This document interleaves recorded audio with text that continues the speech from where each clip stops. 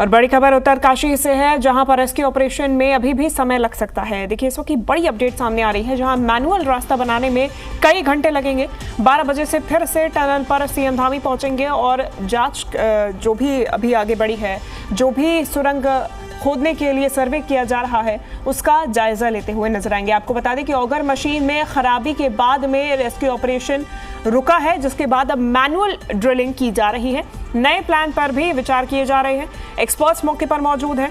आपको बता दें कि फिलहाल जो तस्वीरें हैं वो बेहद ही चिंताजनक सामने आ रही हैं और ऐसे में अब मैनुअल ड्रिलिंग की तरफ रुख किया जा रहा है। ज्यादा जानकारी लेंगे जी मीडिया संवाददाता राम मनोज हमारे साथ उत्तरकाशी से जुड़ गए हैं। राम, ऑगर मशीन में खराबी, ऐसे में मैनुअल ड्रिलिंग शुरू की जाएगी। कितने बजे से, कौन से छोर से इस मैनुअल ड्रिलिंग को किया जाएगा?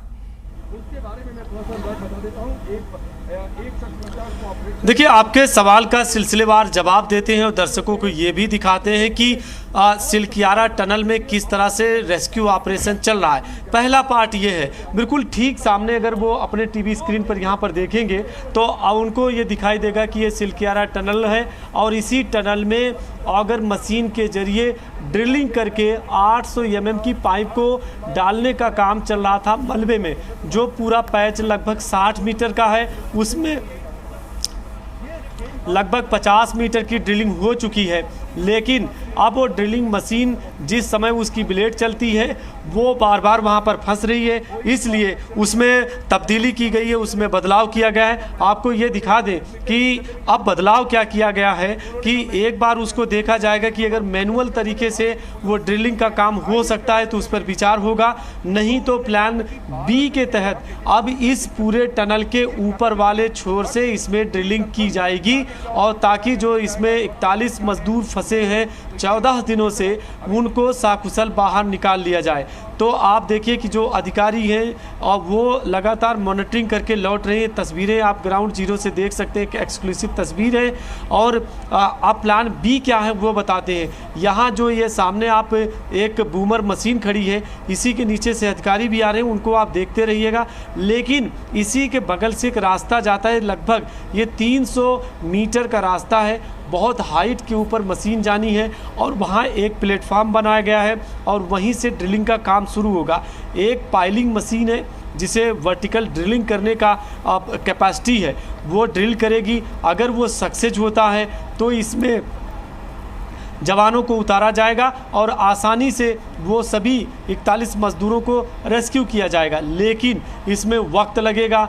ये कितना सक्सेसफुल होगा, कितना कामयाब मिशन होता है, ये देखना होगा। इसमें कितना टाइम लगता है, इस बात को भी देखना है। और अभी ये जो वर्टिकल ड्रिलिंग होगी ये कब से शुरू होती है, चूँकि इसकी जो पूरी मॉनिटरिंग है वह SGBNL करेगी, RVNL इसमें लगी है और इसी तरह से DRDO के इसमें एक्सपर्ट्स हैं। और ये जो टनल में ड्रिलिंग हो रही है इसमें NHIDCL के एक्सपर्ट्स हैं। तो अलग अलग एक्सपर्ट लगे हुए हैं, ड्रिलिंग का सिस्टम बनाया जा रहा है। ओवरऑल स्थिति ये है कि जो इस टनल में केवल 10 मीटर की दूरी बची थी, पैच जो था उसमें 10 मीटर में वो ड्रिलिंग का काम रुक गया और बहुत जटिल समस्या आ गई है। उसको सॉल्व किया जाएगा या उस मिशन को छोड़ा जाएगा, इस पर अभी विचार मंथन होगा। इसके बाद ये तय होगा कि आखिर में प्लान बी पर किस तेज़ी के साथ काम होगा और जो इस ड्रिलिंग का काम चल रहा था इसमें क्या इसे छोड़ा जाएगा या इस पर मैनुअल ड्रिलिंग होगी। तो ये सबसे ख़ास बात आपको इस वक्त बता रहे हैं। और इसे एक तरह की ये भी कहें कि अब तक 14 दिनों की ये सबसे बड़ी एक्सरसाइज में शामिल है कि अब 2 तरह का काम होना है। एक तो इस टनल के अंदर में जो ड्रिलिंग थी वो मैनुअल तरीके से होगी या नहीं होगी, ये फैसला होगा हाई लेवल की मीटिंग में। और दूसरा ये कि टनल के ऊपर से जो वर्टिकल ड्रिलिंग होनी है उसमें कितना वक्त लगेगा और वो मिशन कितना कामयाब होगा। जी बिल्कुल राम, 1-2 घंटे का इंतजार था, 20 मीटर की दूरी थी, लेकिन वो इंतजार अब बढ़ के 48 घंटे से ज्यादा का हो चुका है। हालांकि दूरी थोड़ी कम हुई है, लेकिन अभी भी ये दूरी काफी ज्यादा है। लग रहा है कि 24 घंटे से ज्यादा और लग सकते हैं। ऐसे में फिलहाल मनोबल बढ़ाने के लिए तमाम मजदूरों का क्या किया जा रहा है, प्रशासन की तरफ से और क्या तैयारी है? जो खाने पीने का सामान पहले भेजा जा रहा था, क्या अब भी वही सिलसिलेवार तरीके से भेजा जा रहा है? देखिए, आपने 3 सवाल किया है। पहला सवाल ये है कि जो ड्रिलिंग का काम चल रहा था उसमें किस तरह से आगे बढ़ेंगे। तो टनल में सीधे तौर पर जो दर्शक है वो टनल की तस्वीर भी दिखे, और थोड़ा सा जिस तरह हम इशारा भी करके बता रहे हैं, यहाँ पर एक मशीन लगी हुई है।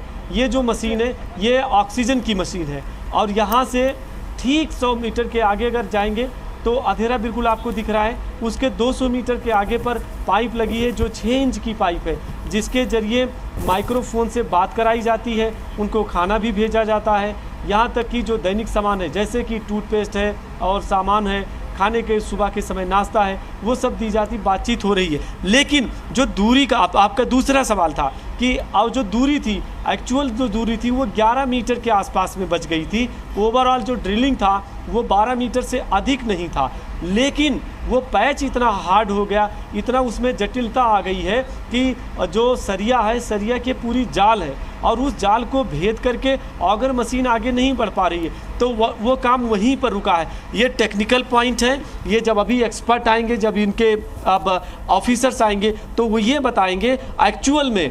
और दर्शक इस बात को ध्यान रखें कि जी मीडिया हमेशा बिल्कुल सटीक और प्रमाणिक खबर बता रहा है कि जब अभी थोड़ी देर के बाद जब अधिकारी आएंगे, मीडिया ब्रीफिंग होगी, तो उसमें ये बात क्लियर हो जाएगी कि वो जो जाल फंसा हुआ है सरिया का वो कितना हेवी है, क्या उसको ऑपरेट किया जा सकता है कि वो फिर से उसको ऑपरेट नहीं किया जा सकता। एक बार तीसरा सवाल आपका था कि उनके मनोबल को कैसे बढ़ाया जाए, उसके बारे में बताएं कि अभी तक आप भी खुश थे, हम भी खुश थे, यहाँ जितने लोग हैं सबको ये उम्मीद थी कि 10 मीटर की दूरी है और बामुश्किल से 10 घंटा लगेगा और वो ऑपरेशन कामयाब हो जाएगा।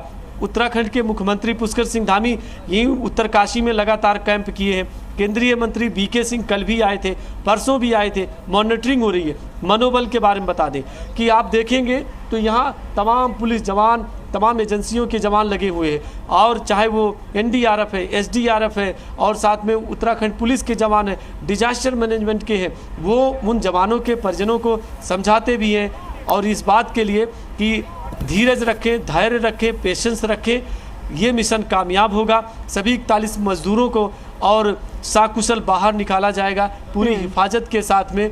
लेकिन आज जिस तरह से वो जो ड्रिलिंग मशीन ये ऊपर जा रही है, उसको देखकर ये लग रहा है कि जो टनल में चल रहा था काम, उसमें कुछ धीमी गति हुई है और उस पर कुछ विराम लगा है। वो विराम किस तरह से, बिल्कुल सटीक खबर जी मीडिया बताएगा।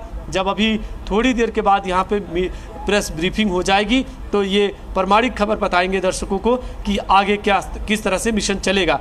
तो मनोबल को बूस्टअप करना है, साथ में वो किसी तरह से उनका मनोबल भी न टूटे जो टनल में फंसे मजदूर हैं, और उनका भी मनोबल न टूटे जो टनल के बाहर हैं, उनके परिजन हैं।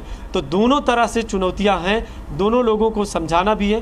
तो प्रशासन की तरफ से हर संभव कोशिश की जा रही है, उन्हें ये बताया भी जा रहा है कि मिशन नहीं रुका है, मिशन का मोड भले बदला है, लेकिन ऑपरेशन में चेंजेज आए हैं, लेकिन ऑपरेशन नहीं रुका है। ऑपरेशन भले यहाँ से ड्रिलिंग का काम रुका है, लेकिन उसमें अभी भी टेक्निकल जो टीम है वो लगी हुई है, उसको दुरुस्त करने के लिए, मरम्मत करने के लिए क्या किया जा सकता है। तो इस तरह से ओवरऑल कहीं भी ये नहीं कह सकते कि टनल में रेस्क्यू ऑपरेशन को रोका गया है, नहीं। टनल का रेस्क्यू ऑपरेशन के मोड को, केवल उसके पैटर्न को, सिस्टम को और उसके प्लान में चेंज किया गया है। तो उम्मीद करते हैं कि जो दूसरा प्लान होगा या पहला प्लान होगा, पहले प्लान में थोड़ी सी देरी हो रही है, हो सकता है कि इसमें कोई ऐसी एक्सपर्ट टीम आए कि जो उसमें टेक्निकल पेच आया है, वो सरिया का जाल है या उसमें पाइप है, आयरन की रॉड है, ये तमाम ऐसी दिक्कतें हैं वो दूर हो सके। तो बड़े तफसील से दर्शकों को एक बार फिर से बता दिया, और ये भी बड़ी ब्रेक बताते हैं, रेस्क्यू ऑपरेशन 14वें दिन भी जारी है, लेकिन कुछ ऑगर मशीन में दिक्कत है, ऑपरेशन अभी भी जारी है और उम्मीद बंधी हुई है कि इसे जल्द ही दूर किया जाए, जो भी मुश्किलात आ रहे हैं, और मजदूरों को जल्द ही बाहर निकाला जाए। इंतजार अभी थोड़ा और बाकी है।